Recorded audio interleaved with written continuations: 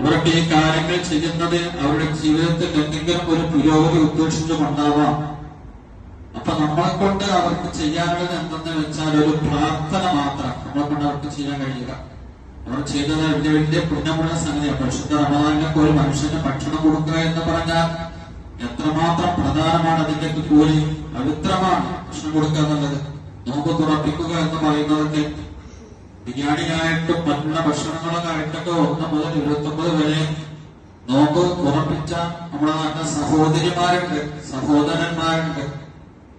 അതുപോലെ തന്നെ വാട്സപ്പ് ഗ്രൂപ്പുകളുണ്ട്, യുവാക്കളുണ്ട്, നല്ലവരായ മുഅ്മിനീങ്ങളുണ്ട്, കാരണവന്മാരുണ്ട്, എല്ലാവരും ഉണ്ട്.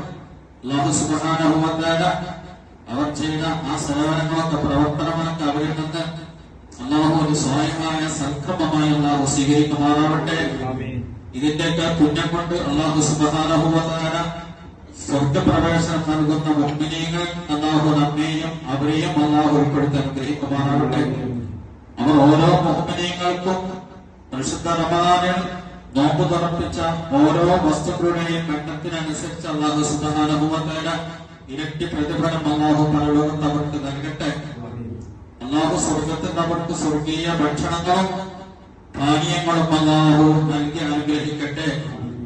സിറാത്ത് പാലത്തിൽ വീണ്ടും വേഗതയിൽ സ്വർഗത്തിൽ പ്രവേശിക്കുന്ന മുഅ്മിനീങ്ങൾ മുത്തഖീങ്ങൾ അല്ലാഹു നമ്മെയും അവരെയും ഉൾപ്പെടുത്തി അനുഗ്രഹിക്കട്ടെ. നമ്മിൽ നിന്നും അവരിൽ നിന്നൊക്കെ മരണപ്പെട്ടു പോയ ഒരുപാട് മുഅ്മിനീങ്ങൾ അല്ലാഹു അവർക്കൊക്കെ സ്വർഗം കൊടുക്കട്ടെ, മഗ്ഫിറത്ത് കൊടുക്കട്ടെ, മർഹമത്ത് കൊടുക്കട്ടെ. അവർ ചെയ്യുന്ന ദുനിയാവിൽ അവരുടെ ജീവിതകാലത്ത് ചെയ്യുന്ന മുഴുവൻ നന്മകളും അല്ലാഹു സ്വീകരിക്കട്ടെ. അവരുടെ ജീവിതത്തിൽ വന്ന അപാകതകളും വീഴ്ചകളും സംഭവിച്ചിട്ടുണ്ടെങ്കിൽ അല്ലാഹു ഒക്കെ വിട്ടുപുറത്ത് മാഫാക്കി കൊടുക്കട്ടെ.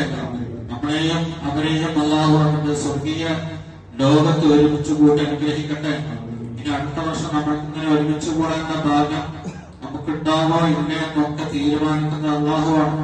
അല്ലാഹു നമുക്ക് ഇനിയും ഒരുപാട് കാലം വിശുദ്ധ റമദാനിനെ സ്വീകരിക്കാനും നോമ്പുകൾ അനുഷ്ഠിക്കാനും പുണ്യകർമ്മങ്ങൾ ചെയ്യാനുള്ള തൗഫീഖ് അല്ലാഹു നമുക്ക് പ്രദാനം ചെയ്യട്ടെ.